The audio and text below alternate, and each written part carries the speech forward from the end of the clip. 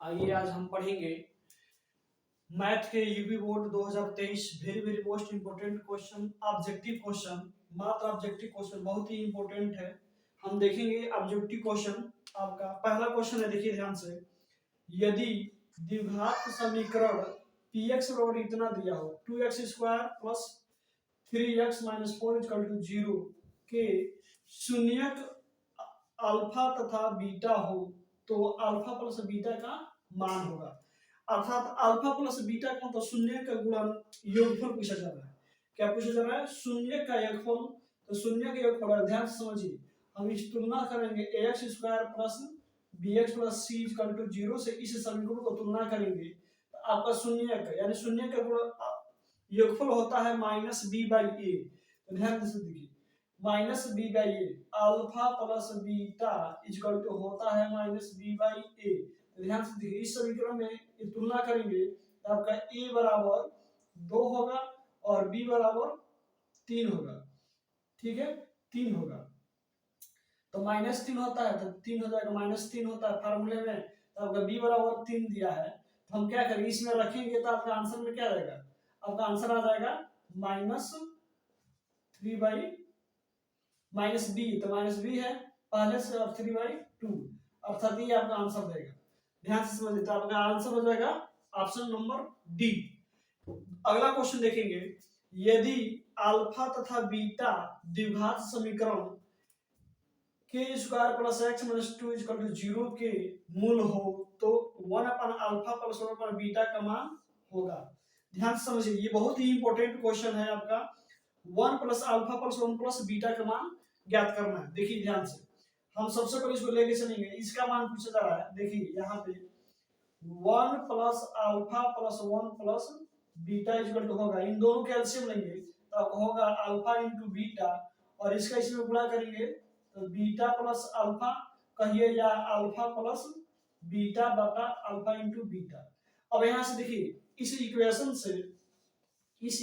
से हम तुलना करेंगे ax square plus bx plus c से तुलना करेंगे तो आपका देगा a बराबर 1 b बराबर 1 b बराबर भी 1 और c बराबर देगा माइनस 2।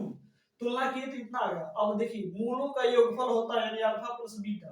मूलों का योगफल का मतलब क्या हुआ? शून्यांकों का योगफल। तो शून्यांकों का योगफल होता है माइनस बी बाई ए यानी alpha plus beta minus B by A. तो ध्यान दीजिए माइनस बी बाई ए, तो बी बाई ए का मतलब ये हुआ आपका 1/1 यानी माइनस। इसका वैल्यू क्या रहेगा? इसका वैल्यू आ जाएगा आपका माइनस।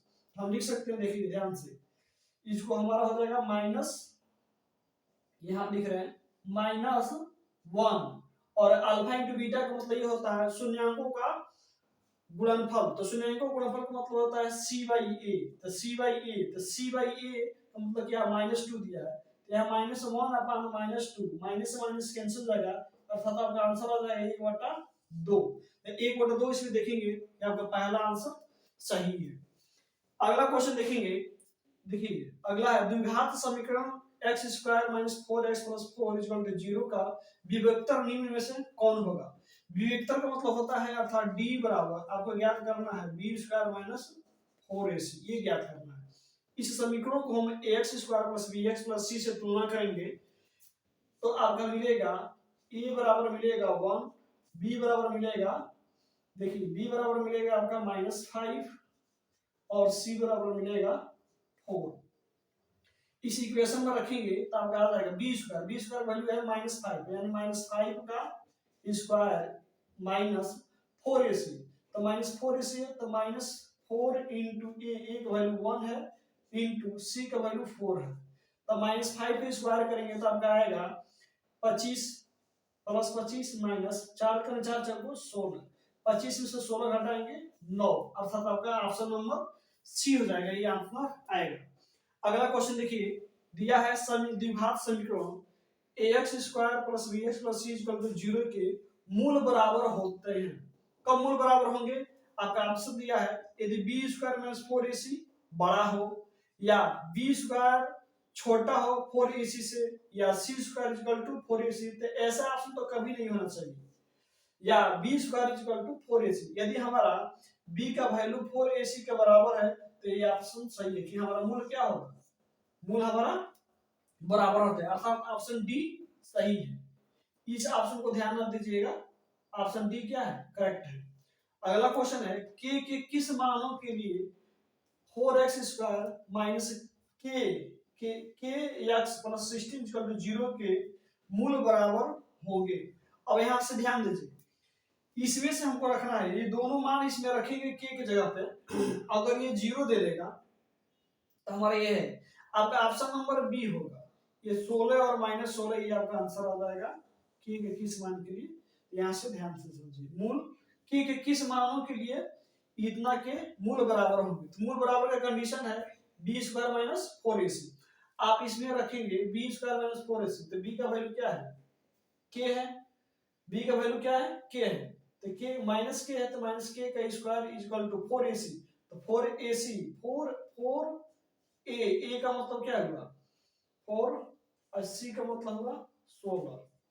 अब देखिए के का वैल्यू यदि आप 16 रखेंगे तो 16 का वर्ग कीजिए, तो 16 का 16 का वर्ग करेंगे। ध्यान से समझिए इस क्वेश्चन, बहुत ही अच्छा इंपॉर्टेंट क्वेश्चन है, very very most important question है। इसको सॉल्व करने के लिए तो सबसे देखिए के का स्क्वायर है, के का मान रखेंगे 16, या अगर ये ऑप्शन रख रहे हैं तो 16 का वर्ग हो जाएगा आपका आ जाएगा माइनस के की जगह हम 16 रखेंगे, b² - 4ac, तो के की जगह हम 16 रखेंगे तो 16 देगा, 16 का वर्ग करेंगे तो आपका क्या आएगा 4 चौको 16, ये भी 16 हो जाएगा, तो ये भी 16 गुणे 16, यानी ये दोनों मान बराबर आएगा। अगर यही हमारा ये भी रखते तो हमारा ये मान कुछ और आता। अगर हम एक बार प्लस रखेंगे एक बार माइनस रखेंगे तो अर्थात हमारा ऑप्शन नंबर बी ये करेक्ट होगा, ये मान नहीं होगा। हमारा मूल क्या होगा, बराबर होगा मगर अपोजिट साइन होगा, ठीक है। ओके, अगला क्वेश्चन देखिए, ये तो द्विघात समीकरण का कुछ क्वेश्चन था। अब हम देखेंगे कुछ ट्रिग्नोमेट्री के क्वेश्चन है। देखिए ध्यान से, आपका दिया है पहला बहुत ही इंपॉर्टेंट क्वेश्चन है, sin π/4 माइनस cos π/4 का मान क्या होगा।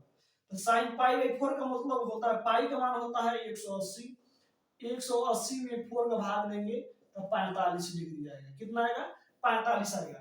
अर्थात अर्थात ध्यान से समझिए, अर्थात sin 45 माइनस cos 45, और sin 45 अंश का मान क्या होता है 1/√2 और माइनस cos 45 अंश का भी मान वही होता है √2, 1/√2। ये दोनों मान बराबर होता है, अर्थात इससे एक कट जाएगा, अर्थात 0 आएगा, 0 इसे घटाएंगे तो 0 आएगा, अर्थात ऑप्शन नंबर बी सही है।